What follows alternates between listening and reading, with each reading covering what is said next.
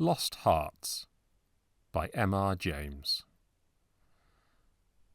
It was, as far as I can ascertain, in September of the year 1811 that a post-chaise drew up before the door of Aswarby Hall in the heart of Lincolnshire. The little boy, who was the only passenger in the chaise, and who jumped out as soon as it had stopped, looked about him with the keenest curiosity during the short interval that elapsed between the ringing of the bell and the opening of the hall door. He saw a tall, square, red-brick house, built in the reign of Anne. A stone-pillared porch had been added in the purer classical style of 1790.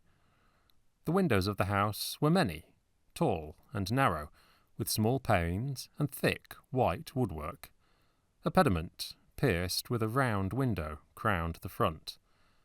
There were wings to right and left, connected by curious glazed galleries, supported by colonnades with the central block. These wings plainly contained the stables and offices of the house.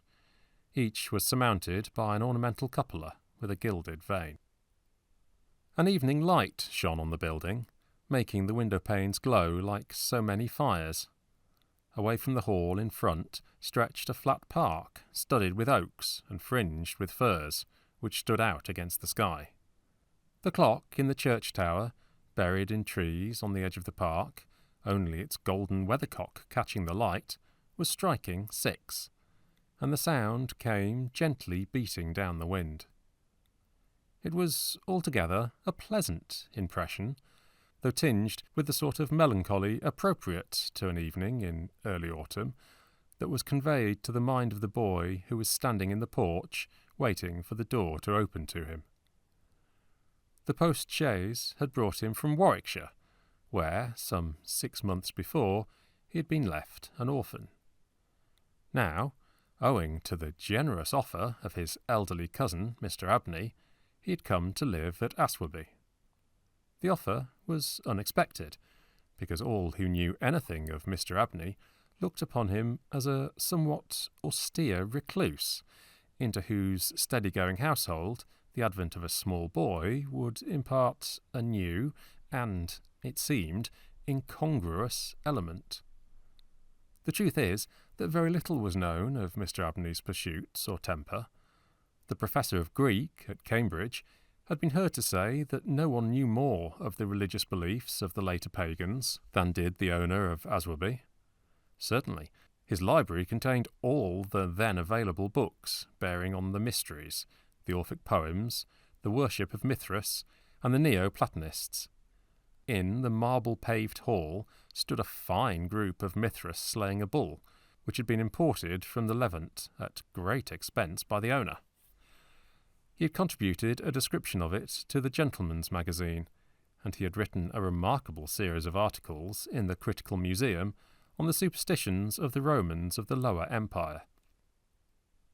He was looked upon, in fine, as a man wrapped up in his books, and it was a matter of great surprise among his neighbours that he should ever have heard of his orphan cousin, Stephen Elliot, much more that he should have volunteered to make him an inmate of Aswarby Hall. Whatever may have been expected by his neighbours, it is certain that Mr. Abney, the tall, the thin, the austere, seemed inclined to give his young cousin a kindly reception. The moment the front door was opened, he darted out of his study, rubbing his hands with delight. "How are you, my boy? How are you? How old are you?" said he.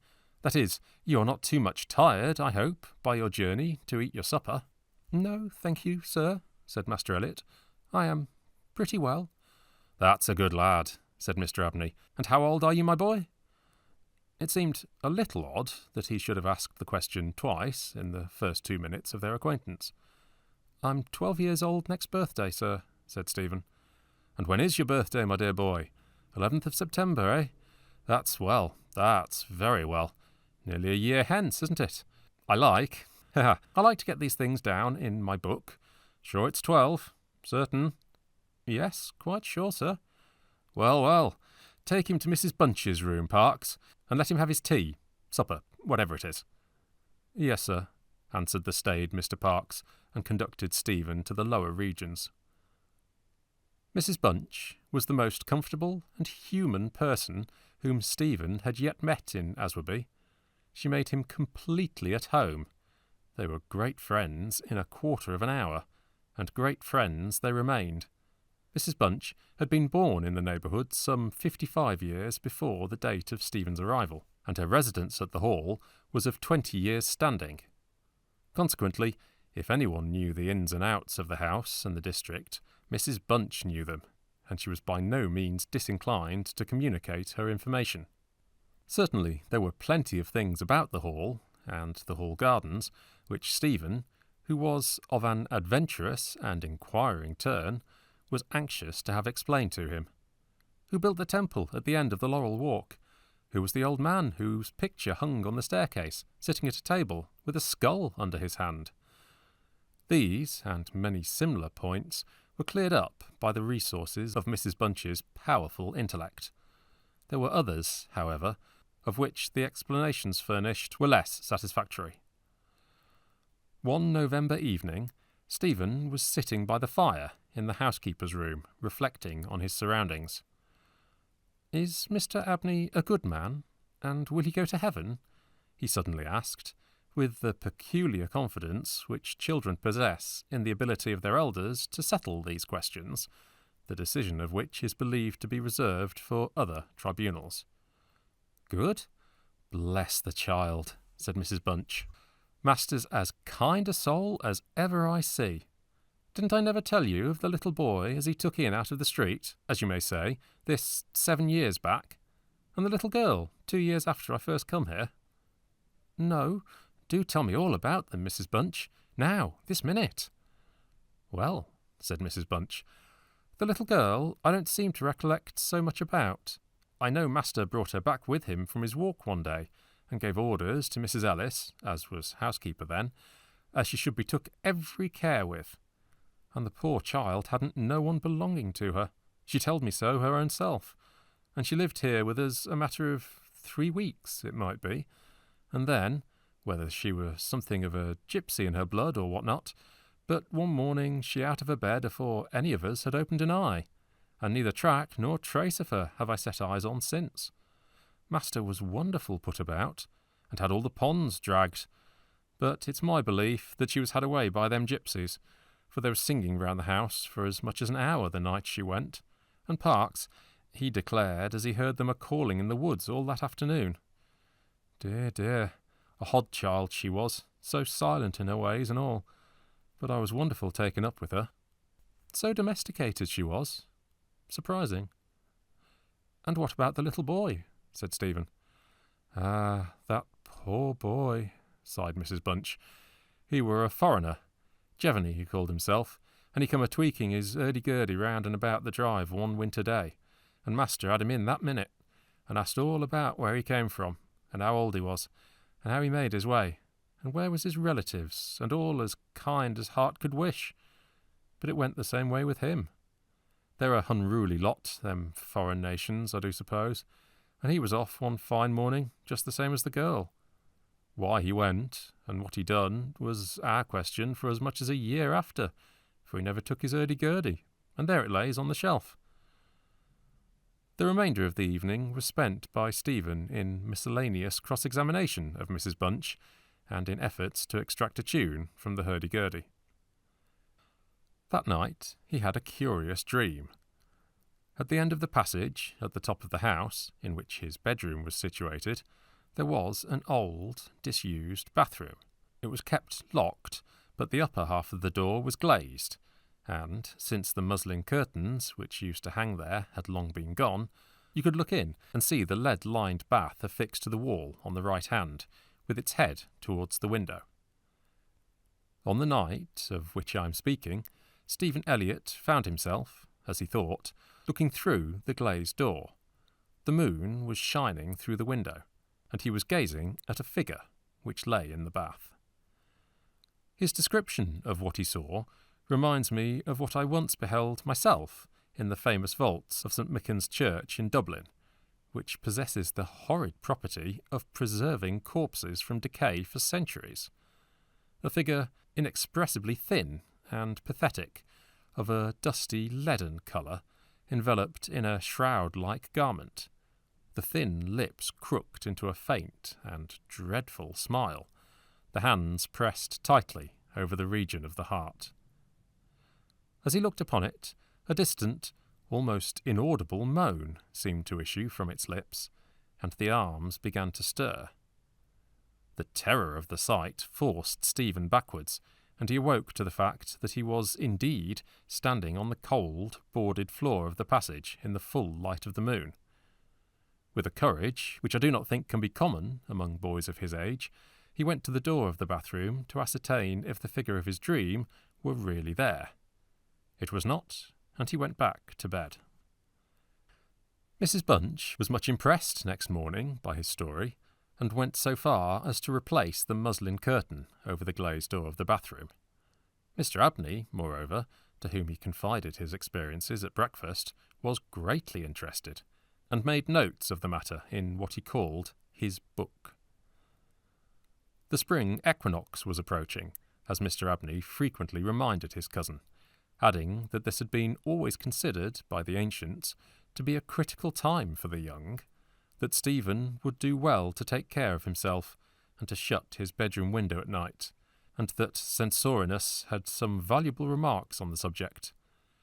Two incidents that occurred about this time made an impression upon Stephen's mind. The first was after an unusually uneasy and oppressed night that he had passed, though he could not recall any particular dream that he had had. The following evening, Mrs. Bunch was occupying herself in mending his nightgown. "Gracious me, Master Stephen," she broke forth rather irritably, "how do you manage to tear your nightdress all to flinders this way? Look here, sir, what troubles do you give to poor servants that have to darn and mend after you?" There was indeed a most destructive and apparently wanton series of slits or scorings in the garment, which would undoubtedly require a skilful needle to make good. They were confined to the left side of the chest, long, parallel slits, about 6 inches in length, some of them not quite piercing the texture of the linen. Stephen could only express his entire ignorance of their origin. He was sure they were not there the night before.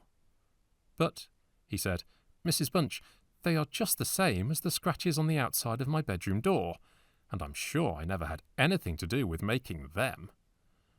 Mrs. Bunch gazed at him open-mouthed, then snatched up a candle, departed hastily from the room, and was heard making her way upstairs.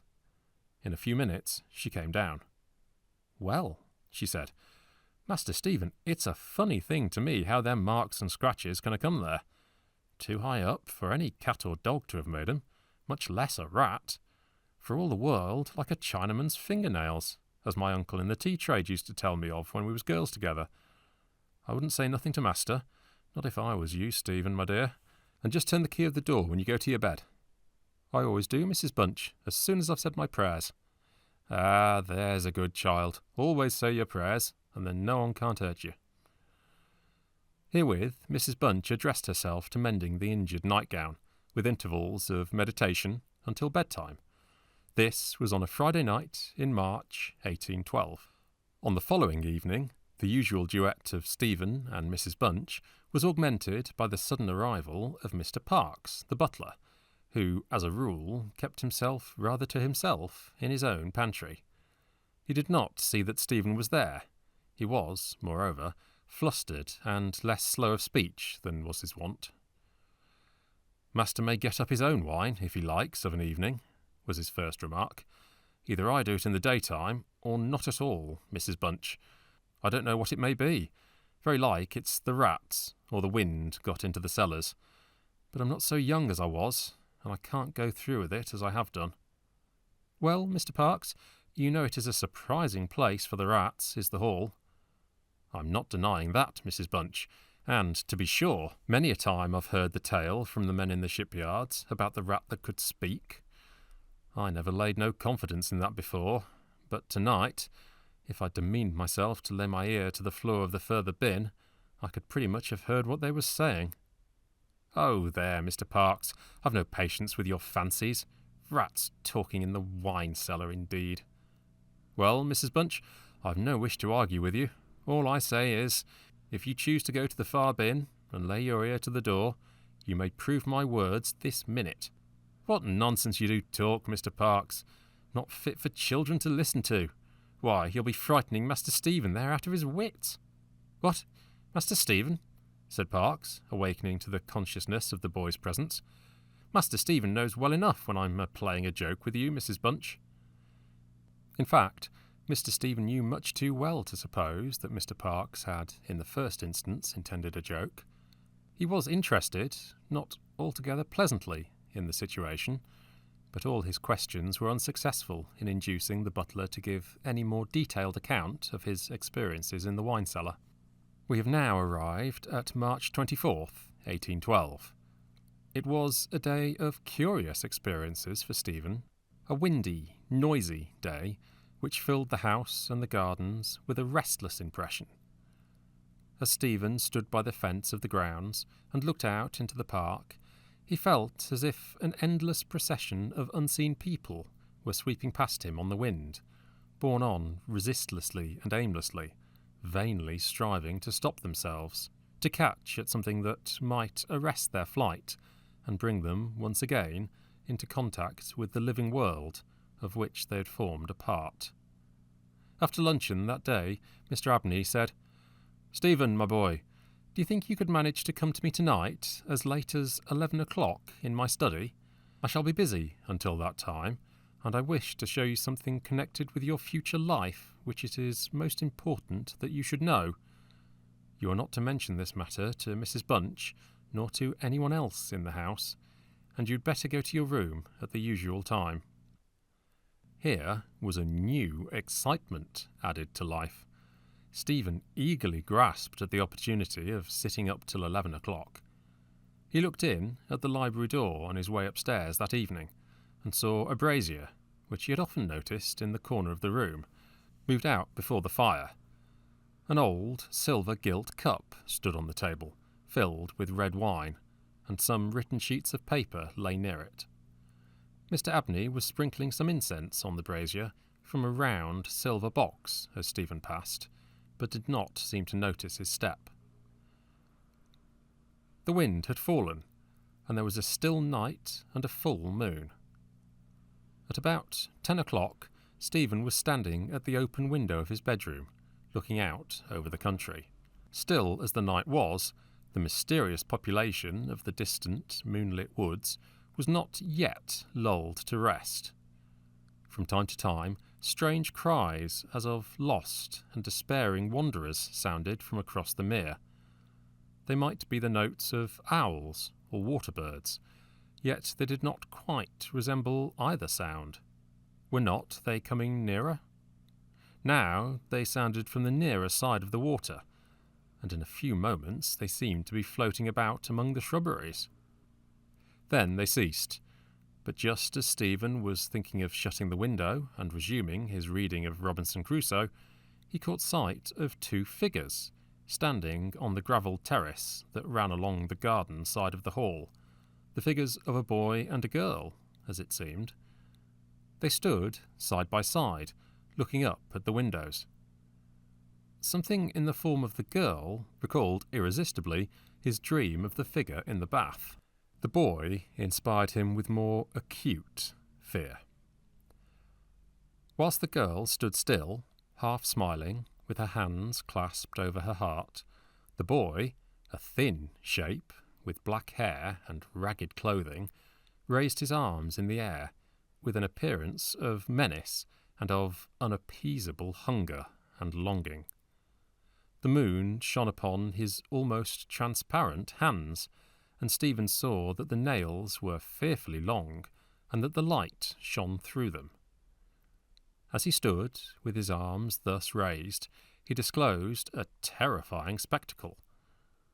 On the left side of his chest there opened a black and gaping rent, and there fell upon Stephen's brain, rather than upon his ear, the impression of one of those hungry and desolate cries that he had heard resounding over the woods of Aswarby all that evening.